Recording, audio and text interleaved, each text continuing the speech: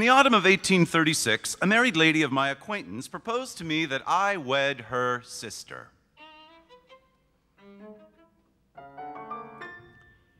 I accepted the proposal, feeling confoundedly well pleased with the project.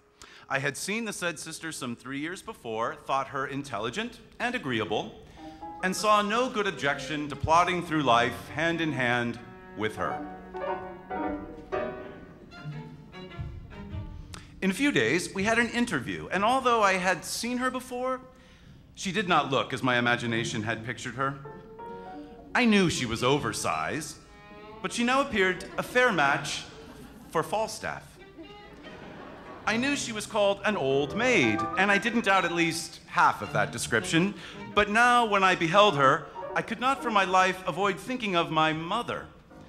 And this, not from withered features, for her skin was too full of fat to permit of its contracting into wrinkles, but from her want of teeth, weather-beaten appearance in general, and from a kind of notion that ran in my head that nothing could have commenced at the size of infancy and reached her present bulk in less than 35 or 40 years.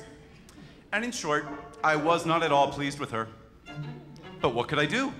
I had told her sister that I would take her for better or for worse. Well, thought I have said it, and be the consequences what they may, it shall not be my fault if I fail to do it. At once I determined to consider her my wife, and this done, all my powers of discovery were put to work in search of perfections in her, which would balance her defects. I tried to imagine her handsome, which, but for her unfortunate corpulency, was actually true. I also tried to convince myself that the mind was much more to be valued than the person, and in this she was not inferior to any with whom I had been acquainted. All this while, although I was fixed firm as the surge-repelling rock in my resolution, I found I was continually repenting the rashness which had led me to make it. I now spent my time in planning how I might get along in life after my contemplated change of circumstances should have taken place, and how I might procrastinate the evil day for a time. After I had delayed the matter as long as I thought I could, I concluded I might as well bring it to a consummation without further delay.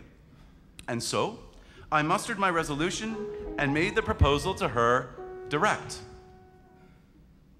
But, shocking to relate, she answered, no. At first I thought she did it through an affectation of modesty, which I thought but ill became her under the peculiar circumstances of the case. But on my renewal of the charge, I found she repelled it with greater firmness than before. I tried it again and again, but with the same success, or rather, with the same want of success.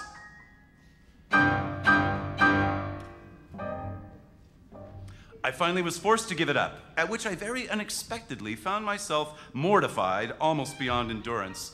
My vanity was deeply wounded by the reflection that I had so long been too stupid to discover her intentions, and also that she, whom I had taught myself to believe nobody else would have, had actually rejected me with all my fancied greatness. And to cap the whole, I then for the first time began to suspect that I was really a little in love with her.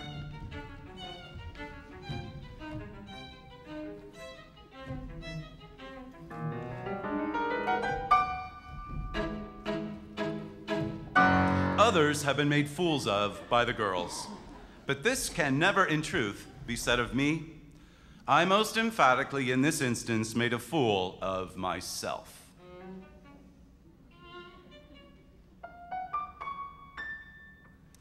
I have now come to the conclusion never again to think of marrying, and for this reason.